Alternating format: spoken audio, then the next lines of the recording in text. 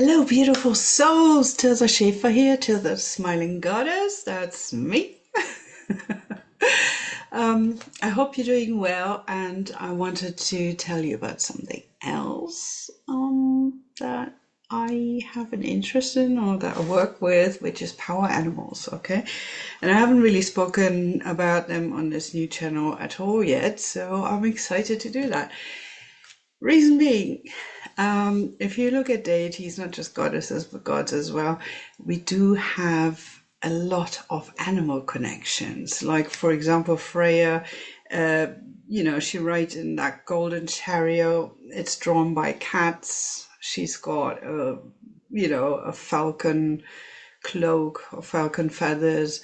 And you can go to any kind of culture, deity, whatever, and you will find those connections. In ancient Egypt, for example, you have Anubis. He is jackal-headed, as you can see.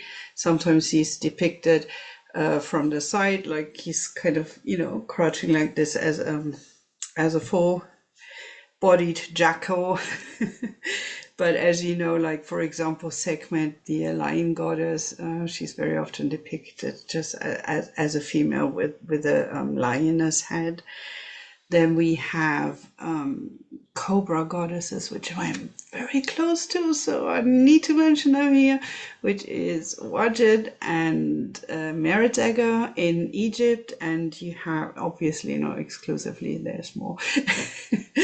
And we have, in Hinduism, we have Manasa. Those are the three I've actually worked with already very closely, because cobra is also my power animal, one of my second one. So there you go, I've got a statue as well. You can put like a tea light in here. I've usually got this little heart, which is a tiger eye, yeah.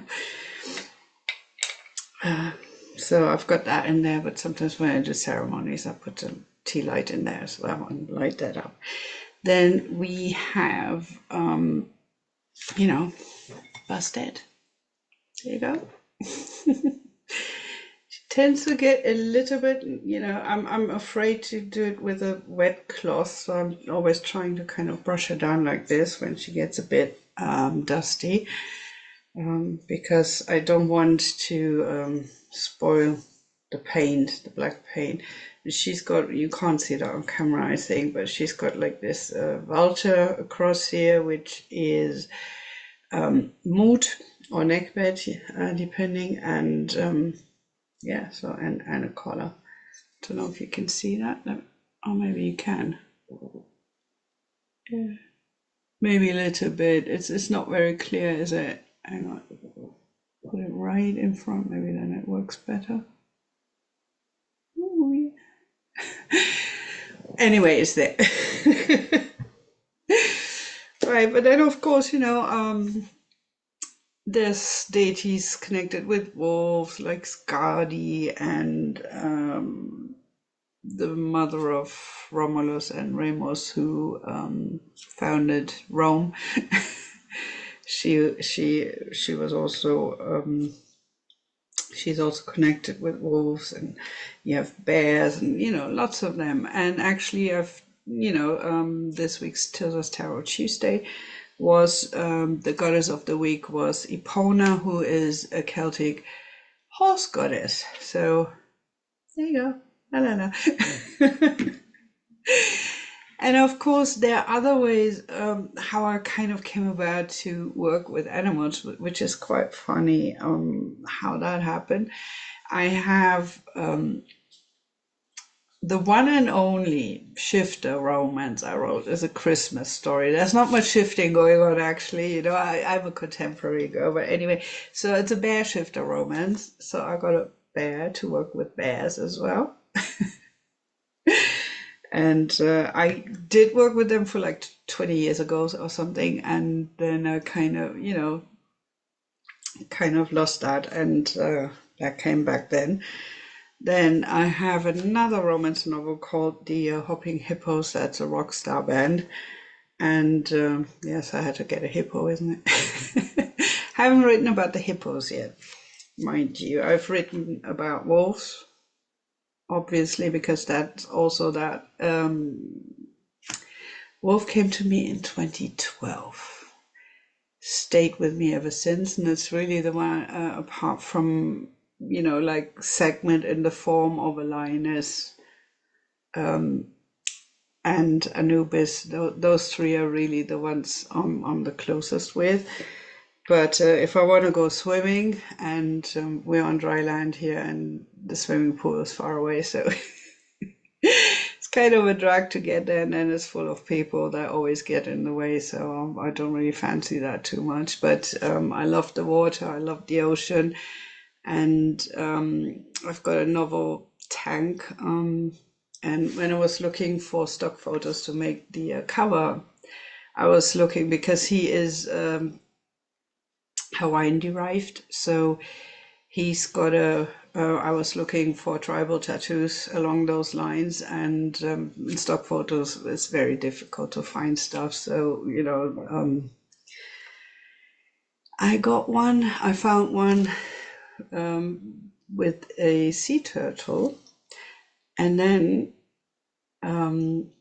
so I put that on his hand like this, it's on the hand here.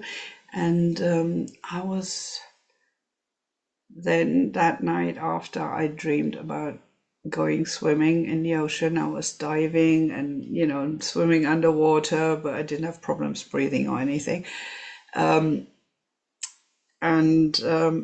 was really going with the sea turtle. And then we were on land, and I was trying to go ahead and rush ahead, and the turtle was just going, calm down, slow down, you need to slow down. So I learned patience. There you go. That's my little sea turtle.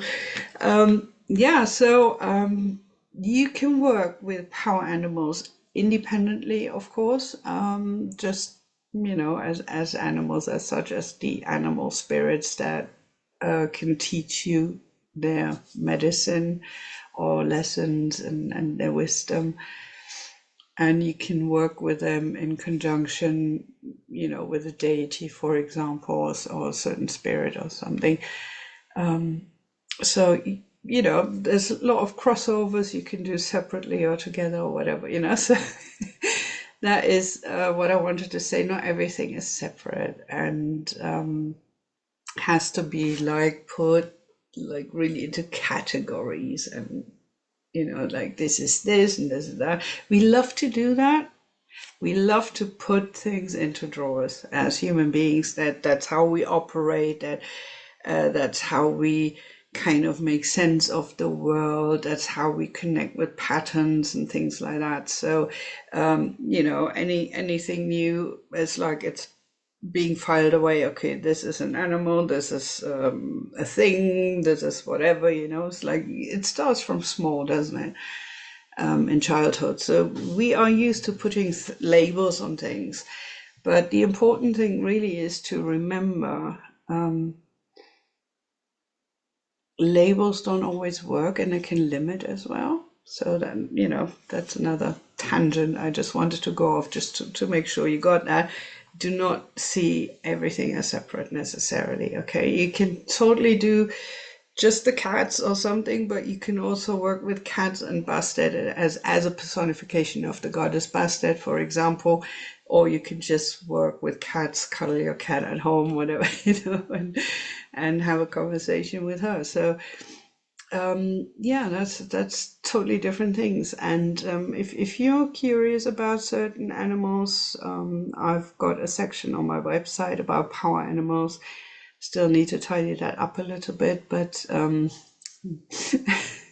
it's not, I've got 101 things to do, and quite frankly, it's not the urgent priority right now. But it is, it isn't work. So, but the information is all there. So, it's just about the layout and making it look pretty.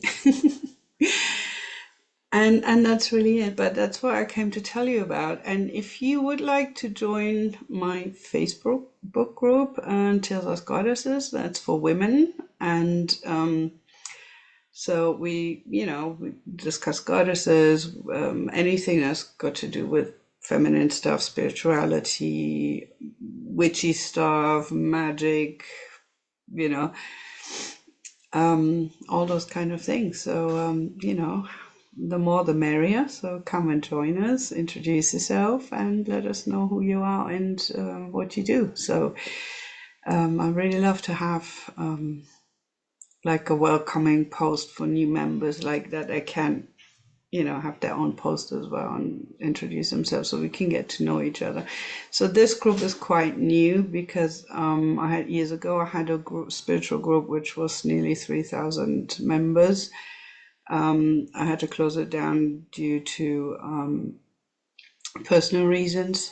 I was sick for a while, so I couldn't keep doing that, and I closed it down. And then now I'm starting again with a new concept. I was thinking about, do I leave it open, and just pause it or something and then go back to it. But I thought, no, I really need to, when I'm ready to start something new, I'm going to start from scratch because, I need to have that fresh energy to go with it.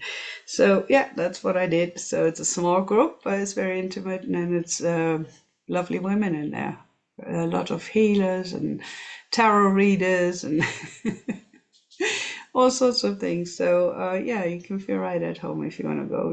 If you're just curious, that's totally cool as well. So nobody's being discouraged to join when I have a genuine interest. Okay, so I'll see you over there, I hope, or in the next video here. Bye.